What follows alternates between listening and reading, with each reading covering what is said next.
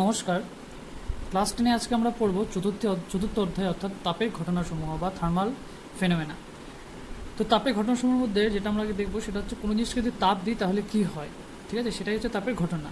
মানে তাপ দেওয়ার পরে কী কী ঘটনা ঘটতে পারে। তো অর্থাৎ আমরা কোনো একটা পদার্থের উপর তাপ দেবো, তাহলে পদার্থের মধ্যে কী কী চেঞ্জেস হবে সেটা আমরা দেখবো। প্লাস তার সঙ্গে পদার্থটা আর কী কী করবে, লাইক কোনো একটা যদি পদার্থকে তাপ দিই তাহলে পদার্থের মধ্যে ওর দৈর্ঘ্য বা ক্ষেত্র বা আয়তন কিছু একটা চেঞ্জেস হবে, ঠিক আছে। প্লাস কোনো একটা জিনিসকে যদি আমি তাপ দিই তাহলে কী হয়, উষ্ণতা বাড়ে এবং কিছুটা তাপ কী করতে শুরু করে, পরিবহন করতে শুরু করে, এবং সেটা বিভিন্ন পদ্ধতিতেও পরিবহন করে। তো এগুলো আমরা ক্লাস 7-এ পড়েছিলাম যে তাপে পরিবহন কীভাবে হয়, পরিচলন, বিকিরণ, এই ধরনের পদ্ধতির মাধ্যমে। তো আমরা সেই তাপের ঘটনাসমূহ নিয়ে আজকে আমরা দেখবো একটু একটু ম্যাথমেটিক্যাল ওয়ে, রাইট। তো তাপের ঘটনাসমূহের মধ্যে একটা হয় যে পদার্থকে আমি তাপ দিচ্ছি সেই পদার্থ যদি কোনো রকম চেঞ্জেস হয় আকার আয়তনে, তাকে বলি তাপের প্রসারণ, কার ওই পদার্থটি, এবং সেই পদার্থটা আবার কী করতে পারে, তাপের পরিবহনও করতে পারে, ঠিক আছে। তো এই দুটো আমরা দেখব। আচ্ছা, ফার্স্টে দেখবো হচ্ছে তাপের প্রসারণ। তো আমরা কী করছি, কোনো একটা পদার্থকে তাপ দিচ্ছি। তো পদার্থ তো তিন রকম হতে পারে, পদার্থের অবস্থা কীরকম হয়, তিন রকম হয়। একটা হচ্ছে কঠিন,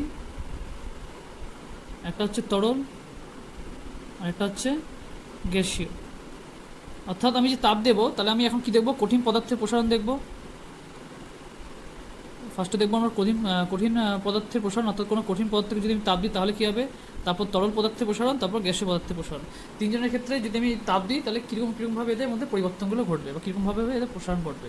তো ফার্স্টে যদি আমি এক্সাম্পলও বলি, কঠিন পদার্থের প্রসারণ আমরা দেখেছি একটা দৈনন্দিন জীবনে যদি উদাহরণ দিই তাহলে হচ্ছে দেখবে রেল লাইনের মাঝখানে যেটা ফাঁক রাখা হয়, ঠিক আছে, তোমরা দেখবে ওটা কেন রাখা হয়, বিকজ গরমকালে ওটা তাপ শোষণ করে। আমরা জানি রেল লাইনটা কী হয়ে যায়, আকারে মানে যে কোনো কঠিন পদার্থ আকারে দৈর্ঘ্য একটু বৃদ্ধি পায়। যদি ফাঁকড়া রাখি তাহলে কী হবে, রেল লাইনগুলোর মধ্যে এতটা প্রেশার অ্যাপ্লাই হবে যে রেল লাইনগুলো বেঁকে যাবে। এই জন্য রেল লাইনগুলোর মাঝখানে একটা ছোটো একটা গ্যাপ রাখা হয়, ঠিক আছে, যাতে যদি বৃদ্ধি পায় তো এইটুকু অংশ বৃদ্ধি পায়, ঠিক আছে।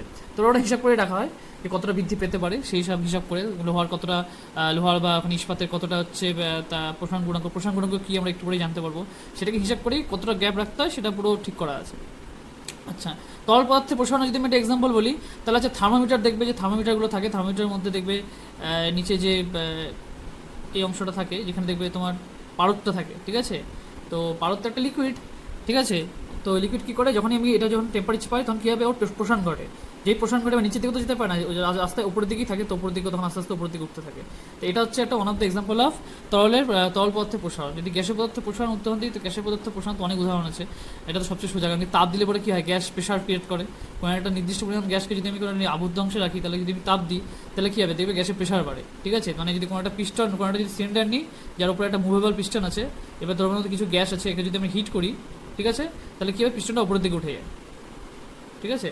তো এগুলো বিভিন্ন ধরনের প্রসারণ আমরা দেখব। তো সবার আজকে আমাদের যেটা আলোচ্য বিষয় সেটা হচ্ছে কঠিন পদার্থের প্রসারণ। তো কঠিন পদার্থের প্রসারণের মধ্যে আমরা আগে যেটা জানবো সেটা হচ্ছে দ্বিধাতব পাতটা কী, ঠিক আছে। অর্থাৎ কঠিন পদার্থে আসলে কী হয় যে বিভিন্ন কঠিন পদার্থের বিভিন্ন ধরনের প্রসারণ হয়। মানে একটা ধরো আমি লোহা যদি নিই, ধরো আমি একটা লোহা নিলাম, ঠিক আছে, একটা আমি সেমভাবে কিনলাম একটা পিতল নিলাম। যদি আমি দুজনকে আমি একই উষ্ণতায় রেখেছি, এবার একেও ধরো আমি 30 ডিগ্রি টেম্পারেচার সেন্টিগ্রেড উষ্ণতা বাড়লাম, এটাও আমি 30 ডিগ্রি সেন্টিগ্রেড উষ্ণতা বাড়লাম, এর যতটা প্রসারণ ঘটবে, ঠিক আছে, হয়তো পিতলের ওর একটু বেশি প্রসারণ করবে, ঠিক আছে। এবং এটা হয়, এটা দেখা যায়, এটাকে বলা হয় প্রসারণ গুণাঙ্ক, যেটা কিনা প্রত্যেকটা কঠিনের ক্ষেত্রে আলাদা আলাদা হয়। আর আচ্ছা, আমি আর একটা কথা বলে রাখি যে এই কঠিন তরল গ্যাসীয়দের প্রসারণ কেন হয়। তো কঠিন যদি আমি আলোচনা করি কঠিনটাকে নিয়ে, তাহলে কঠিনের ক্ষেত্রে কী হয় যে বিভিন্ন ধরনের যে অণুগুলো থাকে, ঠিক আছে, ওদের মধ্যে যে আমরা জানি কঠিনের মধ্যে কী ধরনের সাধারণত আমরা যে কঠিন পদার্থগুলো হয় তাদের মধ্যে আমরা যেটা পড়েছি এখনো পর্যন্ত তাদের মধ্যে স্থির কুলম্বীয় বা আকর্ষণ বল কাজ করে। এবার এই আকর্ষণ বল এদের মধ্যে দূরত্ব খুব কম থাকে এবং আকর্ষণ বলগুলো খুব বেশি থাকে। ফলে যখন আমি এরা এমনিতেই ভাইব্রেট করে, এরা নিজের জায়গায় থাকে, আস্তে আস্তে এখানে থেকে এরা ভাইব্রেট করতে থাকে, ঠিক আছে। আর যখন আমরা একে টেম্পারেচার দেবো তখন কী হবে, এদের ভাইব্রেশন অনেক বৃদ্ধি পায়। আগে এতটা অংশ ভাইব্রেট করছিল, এখন আরও জোরে জোরে ভাইব্রেট করতে শুরু করে। ফলে যেহেতু জোরে জোরে ভাইব্রেট করতে শুরু করলো তাহলে একটা এফেক্টিভ দেখো দৈর্ঘ্য বা একটা আয়তন একটা বৃদ্ধি পেলো, ঠিক আছে। তো এটা কঠিনের ক্ষেত্রে হয়। এবার তরলের ক্ষেত্রে কী হয়, কি হয়, এই লিকুইড যে তোমার মলিকুলগুলো আছে এদের মধ্যে না যে এই যে দৈর্ঘ্যটা, মানে এই দুটো অণুর মধ্যে যে দৈর্ঘ্যটা এটা একটু বেশি থাকে, ঠিক আছে। এদের মধ্যে ডিস্টেন্সটা একটু বেশি থাকে, কারণ কি এদের মধ্যে যেমন দুটো কঠিন অণুর মধ্যে যে স্থির কুলম্বীয় আকর্ষণ বল কাজ করে সেটা অনেক স্ট্রং হয়, কিন্তু লিকুইডের ক্ষেত্রে একটু উইক হয়। ফলে এদের ক্ষেত্রে যখন আমি হিট দিব তখন এদের ক্ষেত্রে অনেক জোরে ছিল, মানে আকর্ষণ বলটা অনেক বেশি ছিল, ফলে এটা বেশি জোরে একেবারে দূরে যেতে পারছিল না। বাট এখানে যেহেতু একটু উইক, এরা অনেকটা বেশি একেবারে দূরে যাবে, ঠিক আছে, মানে ভাইব্রেশন করার সময়, যা ফলে কী হবে, তরলের প্রসারণ অনেক বেশি হয়। কঠিনের প্রসারণ থেকে তরলের প্রসারণ অনেক বেশি হয়, ঠিক আছে। আর যদি আমি গ্যাসের চিন্তা করি তাহলে গ্যাসের মলিকুলগুলোর মধ্যে আরও অনেক বেশি ডিস্টেন্স থাকে, এদের মধ্যে আরও অনেক কম আকর্ষণ বল কাজ করে, ফলে এদেরকে যখন আমি হিট দেবো তখন কী হবে, এটা আরও অনেক বেশি দূরে চলে যাবে, যার ফলে গ্যাসের প্রসারণ সবচেয়ে বেশি হয়, গ্যাসের তাপীয় প্রসারণ, ঠিক আছে। তো এই জন্য এদের মধ্যে প্রসারণ ঘটে। এবার কঠিন প্রসারণের মধ্যে দেখবে এক একটা অণুর মধ্যে যে আকর্ষণ বল বা ওদের মধ্যে দূরত্ব সেটার উপর ডিপেন্ড করে। তার জন্য কী হয়, বিভিন্ন কঠিনের ওপর ভিত্তি করে তাদের কী হয়, কঠিনের পদার্থের প্রসারণগুলো ভিন্ন ভিন্ন ভিন্ন ভিন্ন হয়। তার একটা এক্সাম্পল নেব, দ্বিধাতব পাত, ঠিক আছে। তো দ্বিধাতব পাত কি? তো সাধারণ উষ্ণতায় সমান দৈর্ঘ্য প্রস্থ বেগযুক্ত দুটি ভিন্ন ধাতুকে পাতকে, এটি পদ্ধতি যাকে বলে রিভেট পদ্ধতির মাধ্যমে যদি আমি আটকে দিই তাহলে ওই যুগ্ম ওই ধাতু যুগ্মকে কি বলা হয়, দ্বিধাতব পাত বলে। এটা আমার ছিল কত, এটা আমার ছিল লোহা, এটা আমার ছিল পিতল, ঠিক আছে। তো এই লোহাকে আমি সমান দৈর্ঘ্য নিলাম, লোহা সমান দৈর্ঘ্য নিলাম, দৈর্ঘ্য প্রস্থ নিলাম পিতল। সাপোজ পিতলকে আমি এইভাবে, ঠিক আছে, এটা আমার লোহা আর এটা হচ্ছে আমার পিতল, ঠিক আছে। দুজনের কী হলো, আমি সমান পরিমাণ উষ্ণতা বৃদ্ধি করলাম। বৃদ্ধি বলে কী হবে, আমি এখনই বললাম যে পিতলের হচ্ছে কি, পিতলের দেখা গেছে যে পিতলের প্রসারণ গুণাঙ্ক অনেক বেশি, ঠিক আছে। যার ফলে কী হয়, পিতলটা বাঁকে এইভাবে, এবং যার প্রসারণ গুণাঙ্ক বেশি, ঠিক আছে, সে বাইরের দিকে থাকে আর ভেতরের দিকে থাকে হচ্ছে এই লোহাটা, আবার লোহা, ঠিক আছে। হিট দেওয়ার পর উত্তপ্তের পাতটা বেঁকে যায় এবং এদের প্রসারণ একটু দৈর্ঘ্যের কী করে প্রসারণ ঘটে। তো এটাকে ব্যবহার করে আমরা অনেক ধরনের যন্ত্র আমরা ব্যবহার করি। একটা হচ্ছে অগ্নি সংকেত যন্ত্র ব্যবহার করা হয়, এই ধরনের স্বয়ংক্রিয় সুইচ কাজ করে। বেশি টেম্পারেচার হলে পরে কী হলো, পাতটা বেঁকে যায়, ফলে এখানে দুটো সার্কিট লাগানো থাকে যেটা কানেক্ট হয়ে যায়, ফলে অ্যাক্টিভেট হয়ে যায় অ্যালার্ম। বা আরও অনেক সময় কী হয়, থার্মোস্ট্যাট বা উষ্ণতা নিয়ন্ত্রক যন্ত্রে ব্যবহার করা হয় এই ধরনের সেন্সার, এগুলোকে সেন্সার হিসেবে কাজ করানো হয়, sensor, this are basically sensors, ঠিক আছে। নেক্সট আমরা কঠিন পদার্থের প্রসারণ সংক্রান্ত আর কিছু জিনিস জানবো। তো কঠিন পদার্থের যে প্রসারণ হয় সেটা 3 ধরনের প্রসারণ ঘটতে পারে কঠিন পদার্থের, যেটা আমরা দেখবো তরল গ্যাসের মধ্যে সেটা হয় না। কী হয়, একটা হয় দৈর্ঘ্য প্রসারণ হয় কঠিন পদার্থের দৈর্ঘ্য প্রসারণ বা রৈখিক প্রসারণ।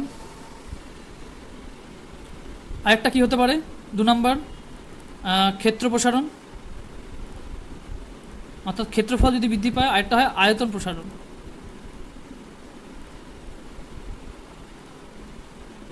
একটা হয় আয়তন প্রসারণ, ঠিক আছে।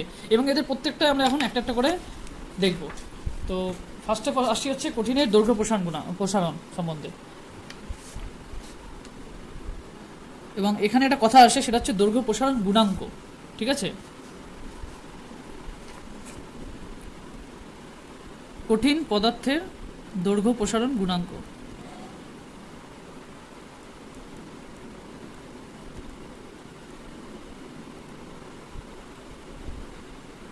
এই কথাটা কেন নিয়ে আসলাম, গুণাঙ্ক কথাটা এখনই বললাম যে বিভিন্ন কঠিন পদার্থের কী হয়, বিভিন্ন ধরনের দৈর্ঘ্য বৃদ্ধি ঘটে, ঠিক আছে। ফলে এদের একটা গুণাঙ্ক আমরা বের করি বিভিন্ন কঠিন পদার্থের ক্ষেত্রে, কার ক্ষেত্রে কতটা আছে, ঠিক আছে।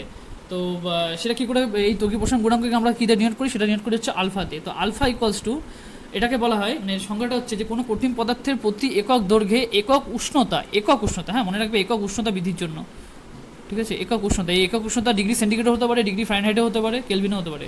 আমি একক উষ্ণতা, আমি এটা বলবো না যে 1 ডিগ্রি সেন্টিগ্রেড বৃদ্ধির জন্য, আমি বলবো একক উষ্ণতা বৃদ্ধির জন্য যে পরিমাণ দৈর্ঘ্য প্রসারণ ঘটে তাকে ওই পদার্থের দৈর্ঘ্য প্রসারণ গুণাঙ্ক বলা হয়, ঠিক আছে। তাহলে আমি কি বললাম যে এটা কীভাবে লিখবো, যে প্রথমে প্রাথমিক দৈর্ঘ্য কত নিয়েছিলাম সেটা এটা আমরা জানি নিশ্চয়ই, যখন একটা কঠিন পদার্থ নিব তার কতটা দৈর্ঘ্য বৃদ্ধি হলো সেটা লিখবো। তাহলে প্রাথমিক দৈর্ঘ্যের সাপেক্ষে কতটা দৈর্ঘ্য বৃদ্ধি হলো, নিচে ইন্টু কতটা তুমি তাপমাত্রা বৃদ্ধি করলে, তাপমাত্রা বৃদ্ধি। অর্থাৎ যদি আমি ধরো T1 ডিগ্রি সেন্টিগ্রেড উষ্ণতায় কোনটা কঠিন নিয়েছি, তার দৈর্ঘ্য ছিল L1, এবার টেম্পারেচার বৃদ্ধি করে T2 করলাম, ঠিক আছে, এবং তার দৈর্ঘ্য বৃদ্ধি হয়ে হলো L2। তাহলে আমি বলতে পারবো হচ্ছে alpha equals to L2 minus A1, প্রাথমিক দৈর্ঘ্য ছিল L1 ইন্টু তাপমাত্রা বৃদ্ধি কত, T2 মাইনাস T1, এগুলো সব সেন্টিগ্রেডে নিয়েছি, T2 degree centigrade, T1 degree centigrade, T2 degree centigrade. এখান থেকে আমি বের করতে পারবো L2 ইকুয়ালস টু, তোমার হিসাব করে দেখবে এটা আসবে L1 into 1 plus alpha into T2 minus T1। তো আমাদের যদি আলফাটা জানা থাকে, কোনো একটা কঠিন পদার্থে আমি আলফা জানি, তাহলে আমাকে যদি কোনো একটা কঠিন পদার্থ দিয়ে দেওয়া হয়, তাহলে আমি এবং তার সাথে তার যদি আলফা বলে দেওয়া হয়, তাহলে আমি কী করতে পারবো, আমি উইদাউট এক্সপেরিমেন্ট করেই আমি তার অন্তিম দৈর্ঘ্য নির্ণয় করতে পারবো। সাপোজ একটা কোনো একটা লোহার ধরো প্রসারণ দৈর্ঘ্য প্রসারণ গুণাঙ্ক আমার জানা আছে, ধরো হচ্ছে লোহার দৈর্ঘ্য প্রসারণ গুণাঙ্ক হচ্ছে 12 × 10⁻⁶ আলফা অফ লোহা equals to 12 × 10⁻⁶ degree centigrade inverse, ঠিক আছে। এটার এককটা আমি একটু করে বোঝাচ্ছি। তাহলে আমি কী করতে পারবো, এটা যদি আমার জানা থাকে, ঠিক আছে, এবং আমাকে যে দৈর্ঘ্যের আমাকে আয়রন দেবে সেটা যদি আমাকে মানে দিয়ে দেয়, তাহলে আমি দৈর্ঘ্যটা যাচাই করতে পারবো। যে টেম্পারেচার আমি এক্সপেরিমেন্টটা করবো সেটা আমি জানি, কত ডিগ্রি টেম্পারেচার নিয়ে যাবো সেটা আমি জানি। তাহলে কী করি, আমি L1 জানি, আলফা জানি, T2 জানি, T1 জানি, আমি উইদাউট এক্সপেরিমেন্ট করে আমি বলতে পারবো যে এই আয়রনটাকে, যে আয়রনটা আমাকে দেওয়া হয়েছে সেই আয়রনটা কতটা দৈর্ঘ্য প্রসারণ ঘটবে, ঠিক আছে। আচ্ছা, এবার আমি যদি বলি আলফার একক কি, আলফার একক হচ্ছে দেখো দৈর্ঘ্য বৃদ্ধি, তার মানে দিক দৈর্ঘ্যের একক, উপরে আছে দৈর্ঘ্যের একক বাই নিচে প্রাথমিক দৈর্ঘ্য, এটাও একটা কি দৈর্ঘ্যের একক,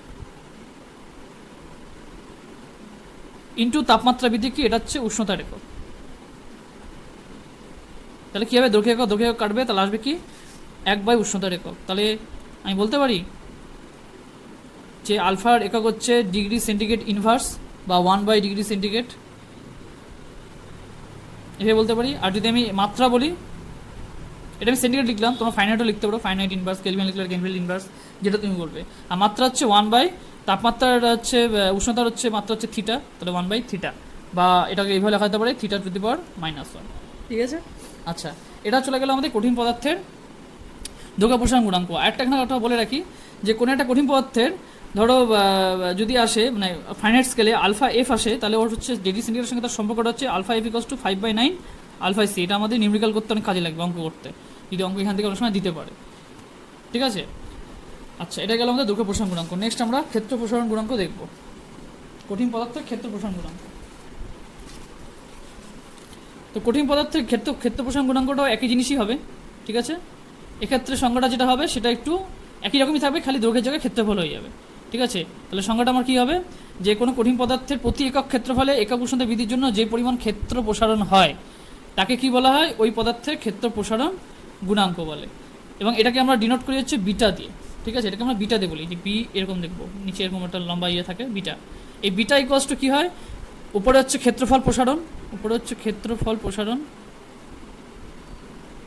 অর্থাৎ ক্ষেত্রফল বৃদ্ধি কতটা হলো, নিচে প্রাথমিক ক্ষেত্রফল দৈর্ঘ্যের মতনই, দৈর্ঘ্য প্রসারণ গুণাঙ্কের মতনই, ইন্টু কি উষ্ণতা বৃদ্ধি। তাহলে এক্ষেত্রেও দেখবে একই জিনিস আসবে, যে কী লাগবে, যে ক্ষেত্র প্রসারণ যদি ধরো আমার T1 টেম্পারেচার যদি ক্ষেত্রফল S1 হয় আর T2 টেম্পারেচার যদি আমার S2 হয়, তাহলে আমি বলতে পারি কি S2 - S1 বা এই প্রাথমিক ক্ষেত্রফল কত ছিল S1 ইন্টু উষ্ণতা বৃদ্ধি হচ্ছে আমার T2 - T1, একই জিনিস আসবে, খালি একটু চেঞ্জেস হবে। তাহলে আমার এখান থেকে কী হবে, আমি অন্তিমটা বের করতে পারবো S2 = S1 1 + β into T2 - T1, ঠিক আছে, এইভাবে বের করতে পারবো। এক্ষেত্রেও এই যে এর এককটা যেটা আসবে, এর একক ইকুয়ালস টু দেবে, কাটাকাটি চলে যাবে, ক্ষেত্রফল আসবে হচ্ছে 1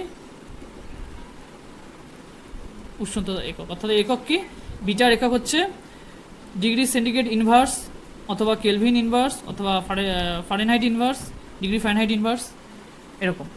যেমন দৈর্ঘ্য প্রসারণ গুণাঙ্কের একক তার এর একক, এবং এর মাত্রাটাও একই হবে, কী হবে 1/θ, মাত্রা কী হবে 1/θ অর θ⁻⁻1, ঠিক আছে। এটা হয়ে গেল আমাদের কঠিন পদার্থের। আর এখানেও একই জিনিস আসবে, যে বিটা যেমন আলফা যেমন বের করেছিলাম, আলফার সঙ্গে আলফা ফাইনাইট স্কেলে দৈর্ঘ্য প্রসারণ গুণাঙ্কের সঙ্গে সেন্টিগ্রেড স্কেলে দৈর্ঘ্য প্রসারণ গুণাঙ্কের সম্পর্কটা, এক্ষেত্রেও সেম একই জিনিস বের করবো, যে ফাইনাইট স্কেলে ক্ষেত্র প্রসারণ গুণাঙ্কের সঙ্গে এই সম্পর্ক হচ্ছে 5/9 বিটা সি। এটা অ্যাকচুয়ালি এই জন্যই বিকজ C/5 = F - 32/9, তুমি কোনো একটা জিনিস বসাবে, দেখবে দুটো টেম্পারেচারের মধ্যে, দুটো ইয়ের মধ্যে দেখবে এই সম্পর্কটাই হোল্ড করবে, ঠিক আছে। আচ্ছা, লাস্ট সেটা কি, সেটা হচ্ছে কঠিন পদার্থের আয়তন প্রসারণ গুণাঙ্ক। আয়তন প্রসারণ গুণাঙ্ক, একে আমরা ডিনোট করি কি গামা দিয়ে, কোএফিসিয়েন্ট অফ ভলিউমেট্রিক এক্সপানশন বলে এটাকে, ঠিক আছে। তো এই ক্ষেত্রে সংজ্ঞাটা কী হবে, যে কোনো কঠিন পদার্থের প্রতি একক আয়তনে একক উষ্ণতা বৃদ্ধির জন্য, একক উষ্ণতা বাবা বলছি, প্রতি একক আয়তনে এবং একক উষ্ণতা, এই কথাগুলো ইম্পর্টেন্ট, বৃদ্ধির জন্য যে পরিমাণ আয়তন প্রসারণ হয় তাকে ওই পদার্থের আয়তন প্রসারণ গুণাঙ্ক বলে। তাহলে গামা ইকুয়ালস টু কী দাঁড়ালো, আমি আবার একইভাবে লিখতে পারি, ওপরে আয়তন বৃদ্ধি, নিচে প্রাথমিক আয়তন, সেম আসবে একই রকমই, প্রাথমিক আয়তন ইন্টু উষ্ণতা, বৃদ্ধি। সেম জিনিস, তাহলে আমি যদি ধরে নিই যে T1 টেম্পারেচারে V1 ছিল আর T2 টেম্পারেচার ইনক্রিজ করলাম, তাহলে V2 হয়ে গেল। তাহলে আমি বলতে পারি কি V2 minus V1 by V1 into T2 minus T1।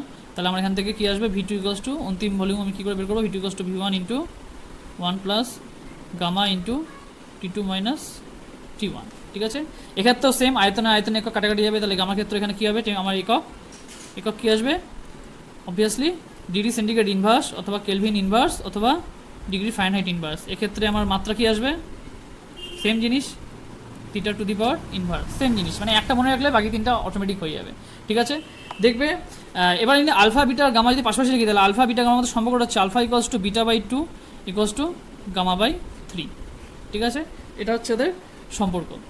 আচ্ছা, তো তোমাদের দেখবে বইতে দেখবে যে বিভিন্ন ধাতুর ক্ষেত্রে তাদের দুর্গ প্রসারণ গুণাঙ্কের ভ্যালুগুলো দিয়ে দেওয়া আছে, প্রত্যেক ক্ষেত্রে কীরকম হয় আলাদা আলাদা হয় দেখতে হবে। ওদের লোহারটা আমি লিখেছিলাম 12 ইন্টু 10⁻6 সেন্টিগ্রেড ইনভার্স, পিতলের দেখবে 19.10⁻6 ডিগ্রি সেন্টিগ্রেড ইনভার্স। ঠিক আছে, পিতলের অর্থাৎ কী হলো, দুর্গ প্রসারণ গুণাঙ্ক বেশি, যার জন্য কী হয়েছিল, প্রথমে আমাদের পিতলটা বেশি বিকেছিল। এই যে পিতলটা আমার কী হয়েছিল, বেশি বিকেছিল, বিকজ পিতলের হচ্ছে আলফা কি, পিতলের আলফা ভ্যালু হচ্ছে 19 ইন্টু 10⁻6 ডিগ্রি সেন্টিগ্রেড ইনভার্স। আর আয়রনের ক্ষেত্রে এফির ক্ষেত্রে এটা আলফা, এফির ক্ষেত্রে হচ্ছে কত ছিল, 12 ইন্টু 10⁻6 ডিগ্রি সেন্টিগ্রেড ইনভার্স। ঠিক আছে, দেখো পিতলে বেশি, জানো যে বেশি সে বেশি বেগবে, এবার যে বেশি বেগবে সে বাইরের দিকে থাকবে, ঠিক আছে, এই বেঁকানো অংশটা বাইরের দিকে থাকবে, লাইক দিস। তাহলে এটা আমার পিতল হয়ে গেল। ঠিক আছে, আশা করছি তোমরা এটা বুঝতে পেরেছো। তোমরা এতটা অবধি পড়ে রাখবে ভালো করে। পরের দিন আমরা এরপর থেকে শুরু করবো, অর্থাৎ পরের দিন আমরা তরল আর গ্যাসের প্রসারণটা দেখব। নমস্কার।